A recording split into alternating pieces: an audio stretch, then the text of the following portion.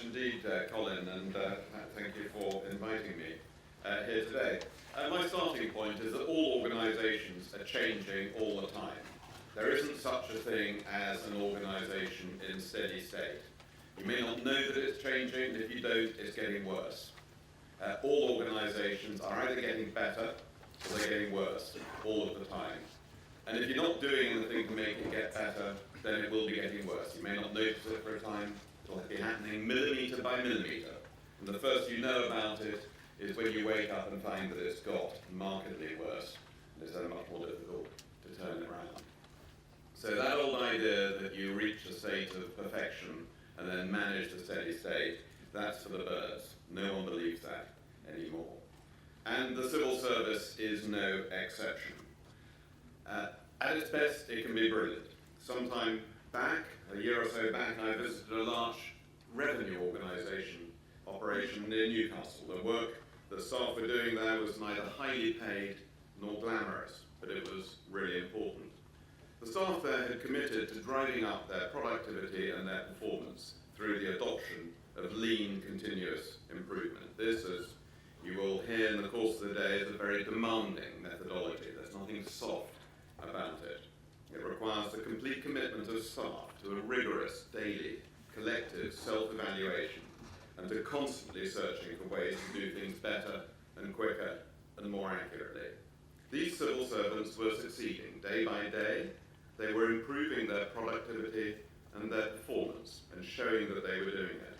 And this was not because managers had ordained it from the top, or ministers, but because their own commitment to public service motivated them to want to do things better. And in this activity, well away from the public gaze and frankly a million miles from the yes minister caricature of what civil servants do, these civil servants were proud of what they were achieving. They were engaged and committed and determined to do it better and better. My point is that there's nothing about Britain's civil service that makes it impossible for things to be done really well, and there's much that is done well. In these last 2 years, those dedicated civil servants have taken on huge challenges, tackling the huge budget deficit that the coalition government inherited, helping to implement an ambitious programme to reform public services and to decentralise power across the country. But serious challenges remain, very serious challenges, and reform's going to have to go further and faster over these next few years if we're to meet the demands that the public expects, the expectations of the public for the quality and the convenience and the speed of public services. Those are rising all the time. And the money available to pay for those services is not rising, it's getting smaller. And that's a massive challenge for all of us working in the public sector. So the demand for change doesn't just come from ministers, it comes from public servants themselves, many of whom have told us of their daily frustrations with a culture that can be overly bureaucratic, can be risk-averse, it can be hierarchical, and too focused on process and not outcomes. And that's true right across the public sector. Soon after the coalition government was formed, we set up the Public Spending Challenge, asking for public servants' ideas on how the government can do more for less. 60,000 public servants from right across the country sent in their ideas for the ways in which public services could be improved without spending more money. It was clear that it's often the people at the front end of delivering services who are most keen to embrace new ways of working. In June of this year, I published with Bob Curzek, head of the Civil Service, a civil service reform plan. It set out plans for a civil service that will have improved dramatically. Nothing revolutionary in it, not turning the system upside down. Gritty, action-oriented changes that will make it work better. But it'll be smaller, we know that, significantly smaller. It'll be flatter, less hierarchical, which is much more about behaviour than it is about structure and organisation. It'll be faster, things getting done more quickly than they do at the moment, which is related to it being flatter. It'll be more unified, with more things done collectively across the civil service, less done in insulated silos. It'll be more digital. British Airways do everything that isn't about flying an aeroplane digitally, online, which is better for the consumer and cheaper and more efficient. We need to be the same. Everything that doesn't have to be done, everything that can be done online should be done online. That's our policy of digital by default. The civil service will be better managed with better performance management, meeting the frustrations that civil servants have, the mainstream hard-working majority, that poor performance is rarely addressed rigorously and exceptional performance too rarely recognised. And it will have modern terms and conditions with technology that works, that promotes productivity rather than inhibiting it. And with all of that, more focus on outcomes, less on process, it'll be more fun to work for. With civil servants going home at the end of their long days, more satisfied, more fulfilled, because they've been able to do more themselves. That's what the reform is going to involve if it's implemented, which it must be. And that's going to require a real culture change. And my mantra is you don't change the culture by trying to change the culture. You change the culture by changing behaviours, and that's about incentives and about leadership. So we're looking for continuous improvement here, an approach where everyone is focused on providing the excellent service, the outcomes that those who depend on our services expect. And to do that, every single worker in the civil service, and should be in the wider public sector as well, is empowered to improve what they do and how they do it, and is given the freedom and the trust to do it. Now, we all know that being able to root out waste depends on creating the right culture and environment. We know that by rooting out bureaucracy, there's suddenly time to focus on the service users' needs. Continuous improvement techniques, such as Lean, Six Sigma, business process re-engineering, might not sound the most headline-grabbing, but they have the potential to make organizations work in a fundamentally different and better way.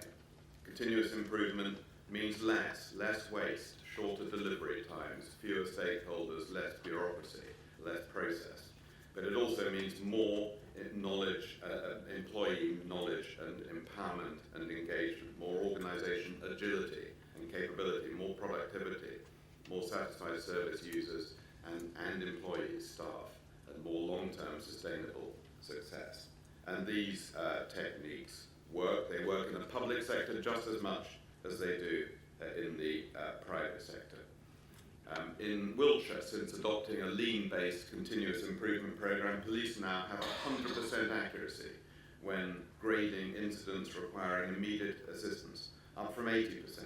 This means they're now more effective at identifying and quicker at responding to emergency incidents. This is life-saving, as well as being more efficient. The Highway Agency's lean approach has lowered overall costs and reduced delays to road users. In one case, better scheduling of earthworks on the A46 Newark to Widmerpool scheme saved over £2 million. The revenue, as I've said, have invested £54 million in their lean-based Pacesetter continuous improvement programme, which has generated savings of nearly £1 billion since it was introduced. Every bit of evidence we have from both the public and the private sectors shows that if we focus relentlessly on the needs of the customers, we save money. Introducing and embedding continuous improvement principles is a key priority for this government. As we come out of the spending review period, we need to have cheaper services, but also better, as I say, more catered towards individual needs. Every government department is now committed to use continuous improvement techniques to improve their performance, and are setting out how they'll do this in continuous improvement strategies. My team in the Cabinet Office are working to support departments to achieve their goals, including by deploying our existing experts across government in priority areas. This should not be something where we depend on outside consultants. Every time a continuous improvement programme is started, we create experts in continuous improvement.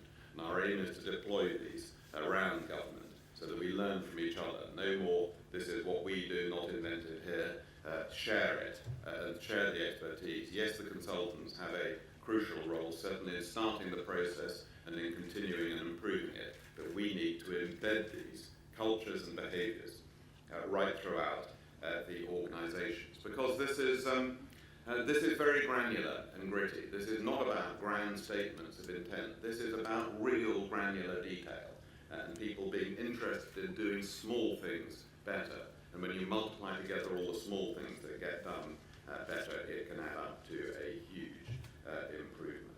So, for example, HMRC provided some resource which kick-started continuous improvement in the Department of Culture, Media and Support, with the result that they improved their correspondence productivity by 40%, while the percentage of freedom of information requests answered on time has risen by 15%, percentage of PQs returned by the deadline has increased by half.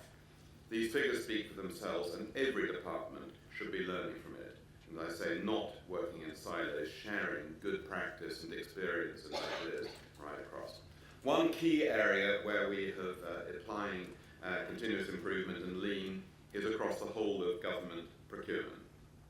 Indeed, government and the whole public sector's procurement practices have been notoriously slow, cumbersome, complex and expensive, excluding smaller and newer suppliers so that we get worse value as taxpayers and we cut off a lot of innovation in the economy. So it's pro-growth and it's pro-value for money for taxpayers to speed up procurement, open it up to many more suppliers, have smaller contracts. The reason we don't have smaller contracts, we bulk them up because we procure them in such a cumbersome, clunky way that you don't want to do it too often. So we're doing this very, very differently.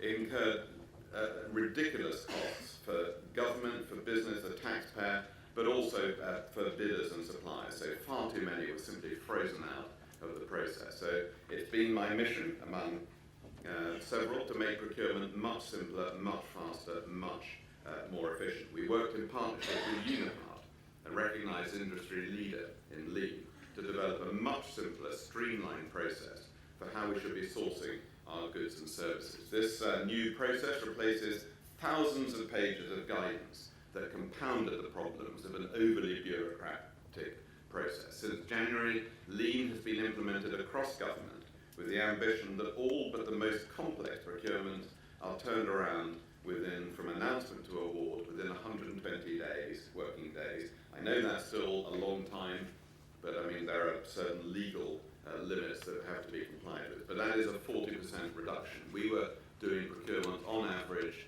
taking twice as long as they take in Germany, and that just can't be sustained. So we know that it works. The early application of this approach by the Government Procurement Service has meant that the average procurement turnaround time has gone down from 220 working days to 127, a 42% reduction.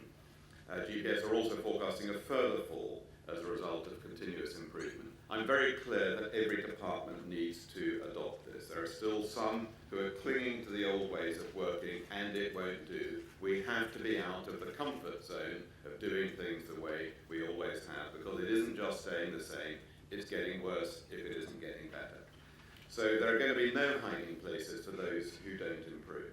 So we put in place, through the Government Procurement Service, new processes and systems that allow the collection of detailed monthly procurement information. So we know, and it's absolutely crucial to all continuous improvement, is knowing what's happening, monitoring the improvement. Just like you stop dieting, and I know this from current experience, if you don't weigh yourself every day. You need to see how you're doing, how you're improving, to make it worthwhile. Continuous improvement isn't easy. These are difficult things to do, but they're rewarding, and but those engaged with it, which is everybody, needs to see how the improvements are coming through. So that information, which we've been lamentably bad about in government in the past, and we're gradually getting a bit better, is crucial to showing the improvement and motivating those who are doing the difficult things needed to drive it. So that information, including details on business, how much business we do with SMEs, supplier information, is reported to me and reviewed by me in a way that no previous minister for the Cabinet Office was able or willing to do before. Yes, we lacked good quality management information across the board, comparable, consistent management information, so we can see what's happening in Department A versus Department B. That comparability is crucial to accountability, and it's not very popular, I can tell you, but it's going to happen so we can see what's happening and hold people and managers and leaders to account. We already have introduced quarterly data summaries to give a snapshot of how each department's doing. And as outlined in the Civil Service Reform Plan, we're going further by putting in place a robust cross-government management information system that will enable departments to be held to account by their boards, by Parliament, by the public, and by us at the centre of government. A common set of data to ensure that departments are reporting on a consistent basis will enable comparisons of operational performance across government. This will drive improvement, and government and departments that aren't continually improving will find themselves exposed. What all departments must grasp, and many already know, is that companies and public bodies that have succeeded with CI, continuous improvement, have taken a hands-on approach from leaders right through to the front line. They focus on encouraging and empowering staff. The engagement is absolutely crucial. And we are doing this in my own private office, practicing what we preach, and this is improving things. One of the things I spend quite a lot of my time on at the moment is promoting public service mutuals, where a group of public servants spin themselves out of the public sector, form themselves into an employee-led and employee-owned organisation delivering the service on a contractual basis. When you talk to people who've done this, they will all say the same thing. They say, first of all, I would never go back. I would never go back and work for the council, the government, the PCT, whatever it is, and there are loads of these happening in the health and social care sector. And they also, I say to them, well, why are you doing this? Most of these are not-for-profit. They're not rapacious, turning into rapacious capitalist organisations. They're mostly not-for-profit organisations. They say, we can do things. We don't have to get clearance for making improvements. We don't have to submit ideas into a committee system and a hierarchy where you drop the stone down the well and you never hear the splash. We can do things. We can see what needs to be done and we can do it. That empowerment is crucial to driving productivity, and you can see the productivity improving rapidly and in real time. I went around a ward in an intermediate treatment centre of a hospital where they were turning themselves into a mutual in conjunction with the social care group from the local council, and they showed me in the office the chart of staff sickness absences, and it literally halved from 1 month to the next. With a conventional outsourcing, you will see productivity improvements, but they ground out month after month, year after year. With mutuals and with the intense and real sense of empowerment and ownership that comes with that, you see dramatic, literally overnight improvements in productivity. And this is hugely important. Staff doing quite often small things at the front line, seeing how they can be done better and doing them better. And it's powerful, it's the way of the future. So no longer are we going to see big state monopolies on services. Instead, a wide range of organisations, charities, social enterprise, private companies, and as I say, public service mutuals as an increasingly important part of this, will compete to offer people high quality services. We've opened up policy making to competition, and I announced this week the first award under our contestable policy fund, asking a think tank to do commissioning work on how accountability systems work in other governments, in other civil service organisations. Some still argue that with the current financial and economic challenges, now is not the time to be thinking how we work. I've heard permanent secretaries in Whitehall saying, why are you asking us to do all these changes, drive all this efficiency stuff, while we've got a big reform programme going on? The answer is, that's exactly why you need to do it, because we can't afford not to. If we're not improving, we're getting worse. If there's ever a time we can't afford to be getting worse, worse. It's now. The challenges we face make efficiency and reform an absolute necessity if we're to protect the frontline services on which people depend. Certainly applies to continuous improvement, important at any time, but 1,000 times more important at the moment when budgets are constrained and are going to continue to be constrained. We can't shrink away from change. There is no place to hide. We have to embrace reform, do it bravely, forcefully, with confidence, with purpose, and we then will be able to meet the challenges and seize the opportunities of a fast-changing world. Thank you.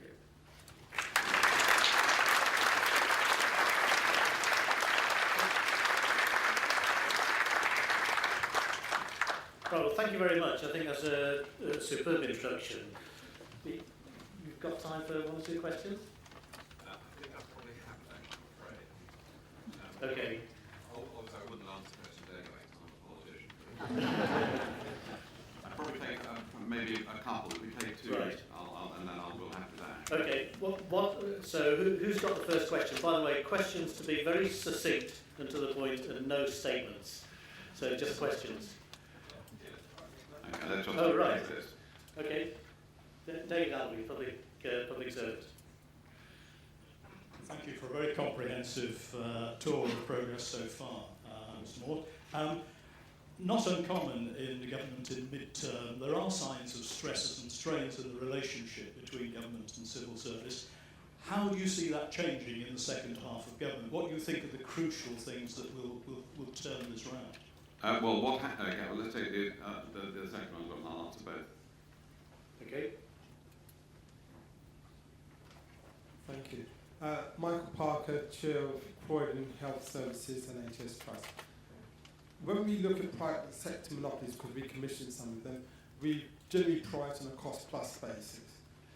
When we look at the NHS, we're not necessarily doing a cost-plus basis, and could we not have a consistent structure, because we need to focus on being able to afford the appropriate care delivery, and I'm concentrating on a 30% tariff for delivery of A&E services. Well, we should never be pricing things on a cost-plus basis. There needs to be, there should be always incentives to drive the cost down. If you're simply working on a cost-plus basis, then there's no competitive pressure. That's what we do in major infrastructure. I'm asking for consistency. Yeah.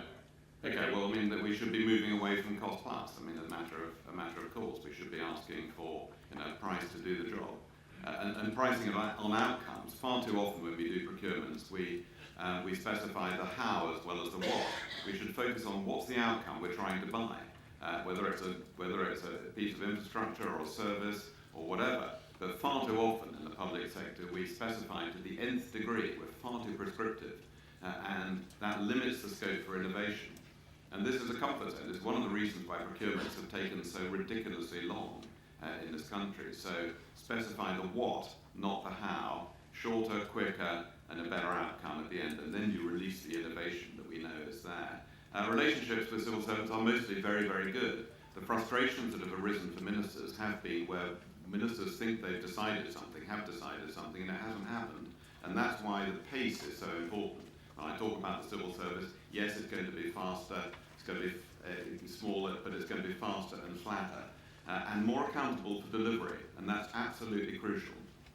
So no sort of pick and mix will implement what we think is important. If ministers who have gone to the trouble and of being elected and forming a democratically accountable government decide things, they have to happen.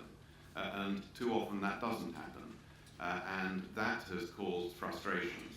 And I'm confident that with the reforms we're putting in place, which are being developed very much with the senior civil service, but responding to what frontline civil servants themselves have been saying about their frustrations with the civil service, I'm confident that the reform plans we're putting in place, particularly about sharpening accountability, will ease those frustrations and improve relationships. Thank you very much. I'm afraid I did dash now. Well, thank you very much.